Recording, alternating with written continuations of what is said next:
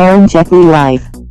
Hi guys, welcome to my channel, and today I'm going to show you how we can convert a level 0 DFD to level 1. So guys, for the level 0 DFD how I made, I will leave the link of that video in the description section. So guys, for the full video, all of you stay tuned. So guys, this is our level 0 DFD. Okay, how I made it, for that I have another video. I will leave the link to that video in the description section. So guys, this is my level 0 DFD, and the example which we were taking was for library management system. So level 0 DFD is also called as context level DFD. So guys, now we have to convert this level DFD to level 1.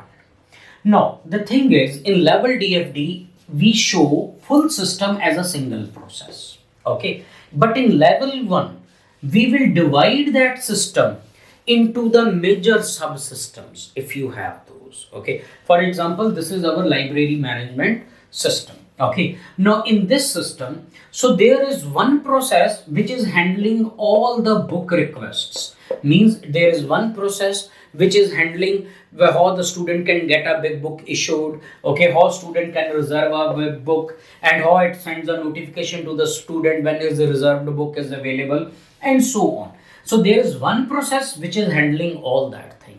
Okay, and if you see for the librarian, there is another sub process which is handling all the data maintenance for the library. By data maintenance I mean, so which will handle when you want to add a member to a library, when you want to add a book to a library, or when you want to update the information stored in the library data. Okay, or when you want to get some reports. Okay, so the other system is handling the data. Okay, so this library management system can be divided into two subsystems. Okay, one is book circulation subsystem, which deals with circulating the books, which deals with issuing the book, receiving the book, reserving the book. And another one is the data maintenance subsystem. So what data maintenance subsystem is doing, it maintains the data about for the library, data about the books, data about the members, and whenever a librarian wants, it can generate the reports for this. Now guys, in level 1 we will show these subsystems. So this library management system, it will be replaced by two subsystems or two sub processes. Okay, so one we call it as, let me delete it. Okay, so one we will call it as book circulation system. We call it as process number 1. So the another one we will call it as data number 2. What do we call it as? Data maintenance system. Okay, now this is 1, this is 2. Okay, now what is happening? We have a library management system which is divided into two subsystems, one is book circulation system, another one is data maintenance system. Okay, so guys, they are accepting same inputs and they are generating same outputs also, reserve book, and sending the notification. Now if you look at this,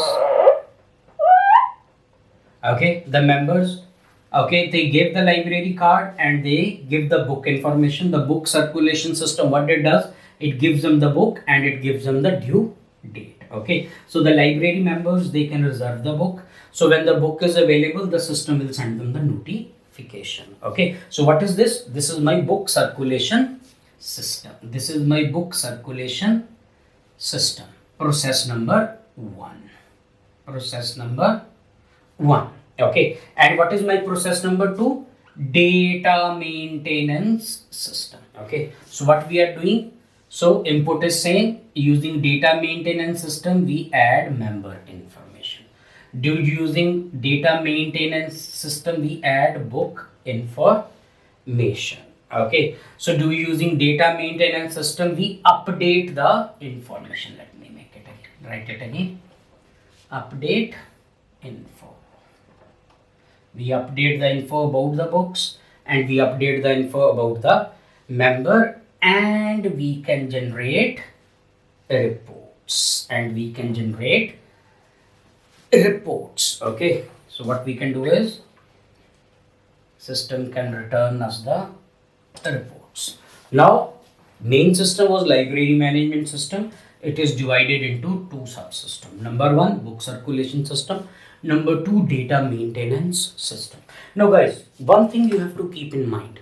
So, whenever you are decomposing a system into subsystems, okay, keep in mind you should not introduce any new inputs or any new outputs with the external entities. Now, if you have noticed, I preserved the same inputs and outputs which were there in my context level DFD. So this is the rule. So while decomposing a data flow diagram into further level, you should not introduce no inputs and outputs. See, inputs and outputs are same. But at level 1, okay, so I divided my system into subsystems. At the same time, okay, we also have to show the data stores. At context level, we do not show the data stores, but at level 1, we add data stores to our data flow diagram. So to run our circulation, we need a member information table in which all the data about the members will be stored. We need loans where all the information related to loans will be stored, who took which book. We need a book information data store in which all the information related to the books will be stored. We need reservation to show which member has reserved which book. And if you see, these data stores are not only used by the book circulation, they are also used by the data maintenance system. For example, if we want to add new member, the new member will be added to library information. If we want to add new book, it will be added to book information table. Okay, so if we want to generate the reports, then this system will take the data from all these different tables depending upon the report. So all these tables are needed by both the sub processes. Now guys, I hope you understand up to here. Now what I'll do is I will redraw this table. Okay, I'll make it more organized so that I can show you which process is taking which type of data from the data store. Now guys, I just reorganized my DFD. I added the data stores to it. Okay, so we have book information which stores the information regarding the book. We have member information which stores the information about the library members. We have loans information which stores like which book has been issued to whom, and we have reservations like who has reserved which book. Okay, now guys, when someone wants a book, he gives his library card and he gives the book information. The book circulation table gets the book information from the book information table, gets the member information from the member information table. Okay, then if that book is available, it updates the loan table. After issuing the book, it updates the loan table. Okay, then what happens is, if member wants to reserve a book, it updates the reservation table. Okay, so what we are getting? We are getting get info, get book info. Here what we are doing? We are get member info, isn't it? Update the reservation table, then update the loans table. Okay, so when a data flow goes from a process to a data store, it means update. When a arrow data flows from the table to the process, then it means you are retrieving the data. So this process is handling this data between these data stores. Now we have data maintenance system also. What it is doing? add member information. So then which table it is updating? It is updating member information table. It is updating member information table. Let me move reservations here so that both these tables can be accessed.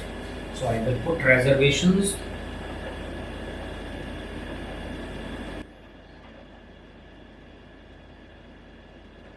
So this process is updated. Okay. Now the data maintenance, add member info, means where he will add a member info to the members information table. Add book info, where he will add a info to the book information table. So we have an arrow here and we have an arrow here. So what they are doing? They are updating the data. Updating. Okay. So again, what is this? Update. So we are updating book information and member information. Okay. So it can be update or it can be, we can also add something to the book information, update or add something to the member information. See, for if we have a add member, we will add a member here. If we have a update, we will update the member information here. I hope you understand. Okay. Then we need to generate the reports. Now to generate the reports, it needs data from all these data stores. Okay. It may need data about the book reservation. It may need data about the loans. It may need the data about the member information, or I can make them as no. This is the problem. The space is less. It needs the data about the member. It needs the data about the book. So to generate the reports, it can take data from the get data. From the reservation, get data from the member information and get data from the loans and get the data from the book information, and ultimately you can generate the report. So guys, what is this? This is my level 1 DFD. So in level 1 DFD, I show the sub-processors, subsystems, okay, and the data stores which they are accessing, and what data is being transferred. Okay, so guys, do not get confused, because due to lack of space, so some arrows may overlap, but I hope you get the basic idea. So guys, this is how you convert level 0 DFD to level 1. And guys, while you are converting it, keep in mind, do not introduce any new inputs or any new outputs from the entities to the subsystem. And same happens when you go from level 1 to level 2. Now guys, from here I am going to make level 2 DFD. Okay, so we will convert this to level 2 DFD. In level 2 DFD, what are the things we are doing, what new processes we will introduce, all that I will show you in the level 2 DFD videos. So guys, I hope you understand me and I hope you get the basic idea. So guys, if you like my videos, please subscribe to my channel. I'll be uploading more IT lectures, okay, and all kind of stuff. So guys, all of you, thanks for watching and stay tuned.